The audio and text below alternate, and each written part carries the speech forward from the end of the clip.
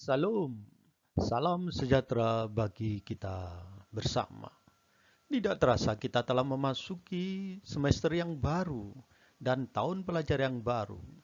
Saat ini saya akan memberikan pembelajaran tentang pendidikan agama Kristen dan budi pekerti dengan materi gereja sebagai umat Allah yang baru.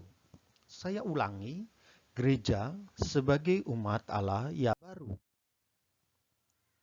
Untuk memahami tentang gereja sebagai umat Allah yang baru, kita harus pertama kali memahami awal pertama kali gereja itu muncul, hingga gereja bisa bertumbuh dan berkembang hingga sampai ke seluruh dunia, hingga ke pelosok dunia. Perlu kita menyadari dan kita bertanya, gereja apakah organisasi atau organisme?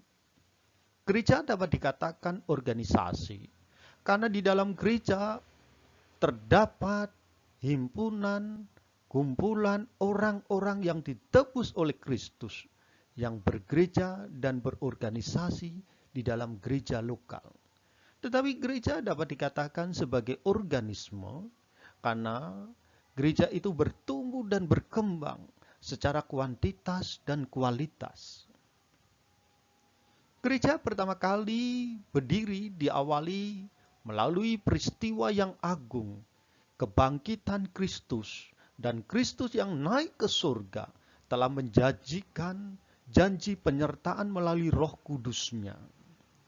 Setelah para murid berdoa dan berpuasa, tibalah peristiwa hari Pentakosta seperti diceritakan di dalam Kisah Para Rasul pasal 1 dan 2. Di mana terdapat 120 para rasul berdoa.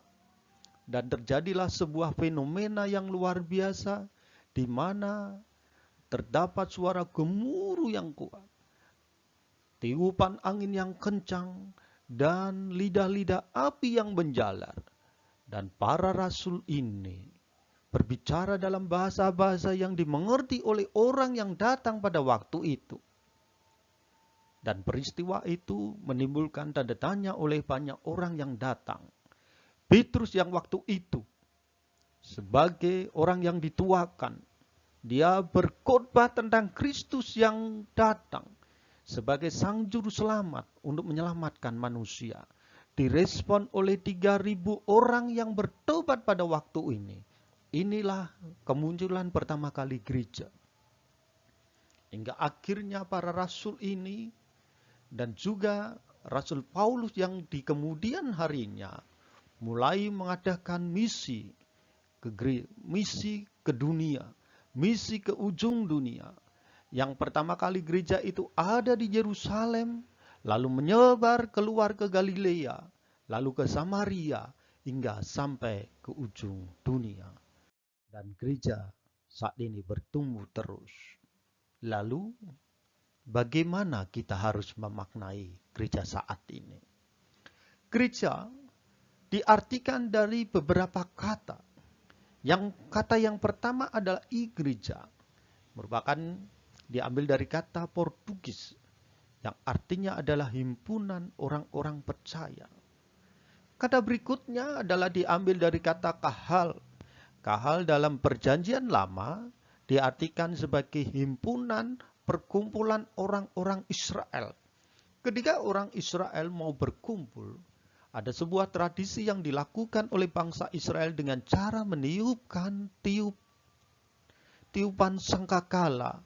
Dan mereka ketika mendengar tiupan sangkakala ini, mereka berkumpul dan mereka mengadakan pertemuan oleh karena Tuhan hadir di tengah mereka. Inilah kahal, pertemuan-pertemuan yang diadakan dikarenakan Tuhan hadir dalam kehidupan mereka. Kata berikutnya dari bahasa Yunani yaitu eklesia, dari dua kata ex dan kaleo. Ek artinya keluar dan kaleo dipanggil.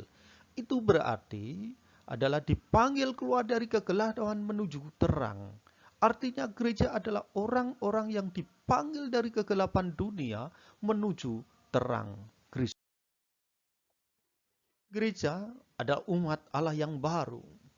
Tentu kita harus memahami kenapa hal demikian dikatakan. Di dalam kitab Yeremia pasal 31 ayat 31 sampai 33 di situ diceritakan bagaimana Tuhan mengadakan sebuah perjanjian yang baru dengan kaum Israel dan kaum Yehuda. Dan perjanjian itu telah Tuhan taruh di dalam hati umat-umat Israel, sehingga umat Israel mereka akan mengetahui setiap janji, setiap perintah Tuhan di dalam hati mereka. Mengapa hal itu dilakukan oleh Tuhan? Dikarenakan di masa-masa sebelumnya kaum Israel seringkali melakukan pelanggaran. Seringkali mereka menggunakan hukum Tuhan untuk kepentingan diri mereka. Inilah Tuhan ingin mengadakan perjanjian baru dan mendirikan umat yang baru, yaitu gereja. Demikian pembelajaran tentang gereja adalah umat Allah yang baru.